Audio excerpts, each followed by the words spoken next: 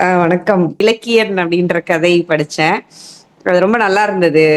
அ ஏன்னா நம்ம இப்ப சிறுகதைன்னா, அது ஒரு பெரிய ஒரு விஷயத்த, அல்லது வாழ்வியல் தத்துவத்த, அல்லது இந்த உலகத்தோட பெஸ்ட்ட விஷயத்த சொன்னா தான் அது ஒரு சிறந்த கதை அப்படின்ற மாதிரியான ஒரு எண்ணம்லாம் நமக்குள்ள இருக்கு. அப்படியான கதைகள தான் கிளாசிக் அப்படி எல்லாமே பேசக்கூடிய நிலையும் இருக்கு. அ சில நேரம் அந்த நோபல் பரிசு பெற்ற எழுத்தாளர் கதைகள்லாம் வாசிக்கும்போது அதை விட நெறைய எழுத்துக்கள் நம்மட்ட இருந்தாலும், நம்ம அதுக்கு நமக்கு ஏன் அது அங்கீகரிக்கப்படல அப்படின்றதுக்கு, நான் எங்க துறைக்குள்ள தான் வரணும். ஏன்னா மொழிபெயர்த்து அது உலக மொழிகள்ல போயிருந்தா ஒருவேள அது வந்து மிக சிறந்த கதையா பேசப்பட்டிருக்கலாம் அப்படின்ற ஒரு கருத்து. அந்த அளவுல இந்த கதை இலக்கியன் கதை படிக்கும்போது, இதற்கு முன்னாடி ஒரு கதைய அவங்க பகிர்ந்தாங்க இல்லையா? அந்த அப்போ சிவா அவர்களுடைய கதையுமே, அதாவது மனிதர்களோட டூயல் ரோல பத்தி அவர் அதிகமா பேசுவாருன்னு நான் அனலைஸ் பண்ணேன் இந்த 2 கதைய வச்சு. ஏன்னா, அதுலயுமே அவர் சமூக சமூக ஊடக போராளியா இருப்பாரு. பட் ரியல் லைஃப்ல வந்து அவர் அத செய்யல அப்படின்ற ஒரு முகம் சொன்னாங்க. இப்ப இலக்கியன் கதை என்னன்னா, மகேந்திரன்னு ஒரு மாணவர். ஒரு உலக இலக்கியம்லாம் பேசுவாரு. தஸ்தாவஸ்கி தான் பேசுவாரு. அதுல ஒரு இதுல கூட அவர் சொல்ற எழுத்தாளர் பேர்ல எல்லாம் அந்த ஆயுத எழுத்து கஃப்கா அந்த மாதிரி ஆயுத எழுத்து இல்லாம பேரே இல்லாத இது இருக்கு கவனிச்சிக்கா அப்படின்லாம் அந்த மாணவர்கள் பேசிக்கிருவாங்க. ஈவன் ஆசிரியர்கள் கூட நல்ல ஒரு தேர்ந்த வாசகனா இருக்காருன்னு அவரை சுத்தியே இருப்பாங்க. பெண்கள் மாணவிகள் வந்து அவர் உலக இலக்கியம்லாம் பேசுறாங்க கூடயே இருப்பாங்க அப்படின்றத இந்த ஆத்தர் சொல்லிட்டே போவாரு.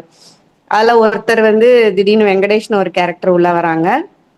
அவர் வந்து சினிமா பத்தியே பேசுற கேரக்டரா இருக்காரு. பட் அவர் வந்து எல்லாரு கூடயும் பேசிட்டே இருக்காரு. இவர் வந்து அமைதியா இருக்காரு. ஆனா எல்லாருக்கும் ஒரு ஒரு என்னது ஒரு புனிதமான ஒரு கேரக்டரா தன்னை கட்டமைச்சுக்கிறாரு அங்க. அப்படின்னு பார்க்கும்போது பட் அந்த வந்த புதுசுல அந்த வெங்கடேஷ்ட இந்த மகேந்திரன் இலக்கியம் வாசிக்கிறவர் பேசுறது இல்ல.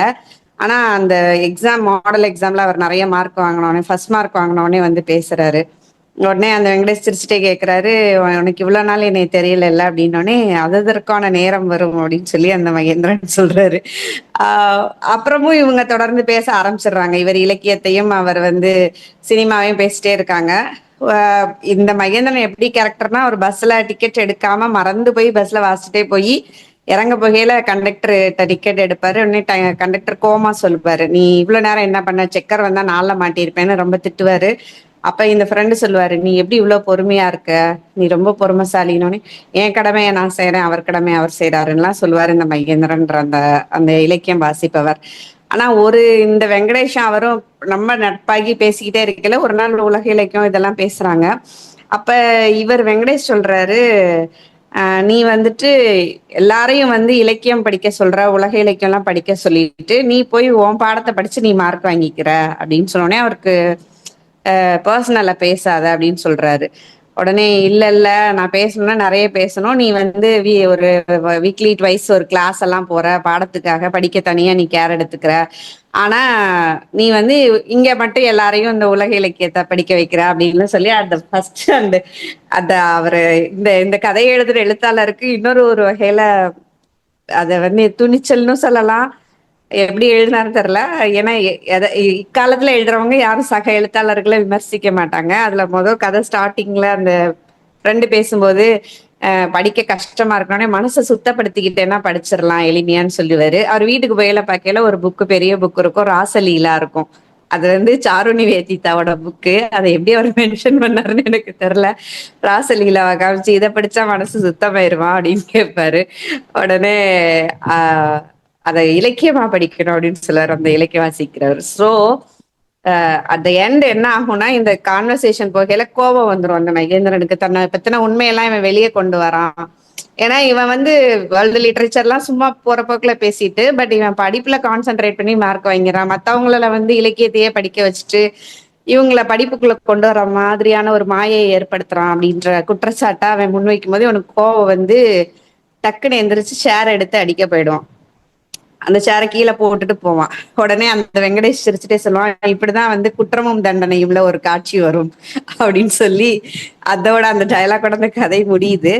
சோ அந்த டூயல் ரோல் தான். வெளியே வந்து தான் ஒரு புனிதமானவன், நான் வந்து சரியா எல்லா விஷயத்தையும் செய்யறவன் அப்படின்னு சொல்ற அந்த இலக்கியம் வாசிக்கக்கூடிய நபர் உண்மையிலேயே ஒரு மனசுக்குள்ள நிறைய குற்றமான ஒரு தன்மை எல்லாம் அவர்கிட்ட இருக்கு அப்படின்றது தான் இந்த கதையில அவர் பதிவு செஞ்சிருக்காரு. So it's a real one. எல்லாருமே வந்து எல்லாருக்கும் பல முகங்கள் இருக்கும். ஒரு முகம், 2 முகம் இல்ல. பல முகங்கள் இருக்கும். தனக்கு ஏற்ற மாரி ஒவ்வொரு இடத்துல வெளிப்படுத்துவாங்க.